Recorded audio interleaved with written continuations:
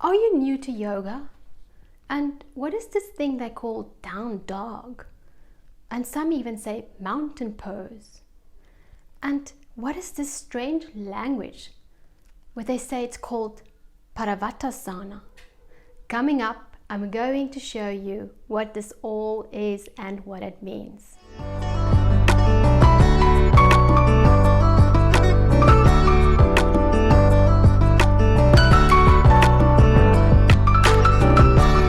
Hi there, I'm Al from yogagangia.co.za, and you are at the right place if you want to heal your body and mind with yoga. Now don't forget to hit the red subscribe button and the bell icon next to it, and you will be notified as soon as I upload any new videos. What is down dog and why do they call it down dog?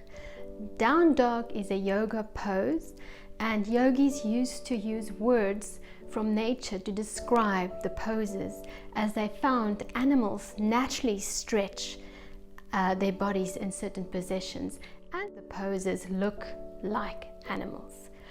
And then some call down dog mountain pose. Now mountain pose is similar to down dog. The only difference is your feet are together.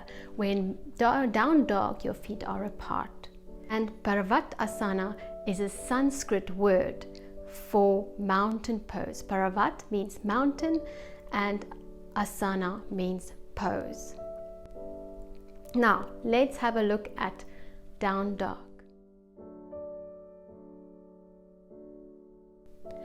Doing down dog. Come onto all fours or box pose.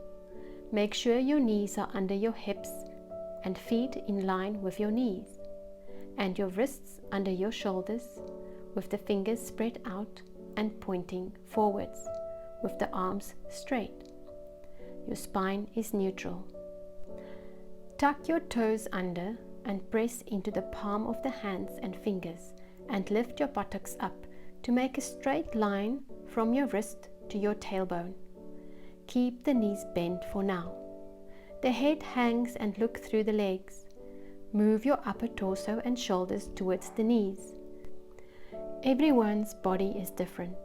If your fingers can't point forwards, it's okay, as long as your spine is straight and in line with your arms. If your hands adjust themselves, do not worry. To have your spine correct is more important. Let the extremities follow after the spine. Now keep your torso in place. Do not move it while you try to straighten the legs and work the heels of the feet towards the ground. It is okay if you cannot straighten your legs. You can work on it. What is more important is that your spine is straight, in line with your arms, and your chest is working towards your knees. The back and legs forms two sides of a triangle. At the end, your legs and arms are straight. You can place your awareness on a stretch through the Achilles tendons and a stretch at the back of the legs, and the back and the shoulders. Also focus on relaxing the hips. Or you can place your awareness on the breath. Please find the link for my playlist on breathing techniques in the description box or here. For Tantra, you can focus on Vishuddhi chakra, which is the throat chakra, thus the throat area near the spine. Down dog is a semi-inverted pose, so please see the video for cautions on inverted poses here or in my description box below. Down dog strengthens your muscles and nerves in the back area where the stretch takes place. It also stimulates circulation, and it is great for a technique by stretching and opening the upper spine and between the shoulder blades. It is great for kyphosis, that is the hump that forms in the upper part of the spine near the neck from old age, and that can be greatly improved by practicing down dog. You might find your feet and hands further apart from each other during a sequence, but that is okay. just do the widest stance of down dog and feel the different stretch in the back and the legs, and enjoy.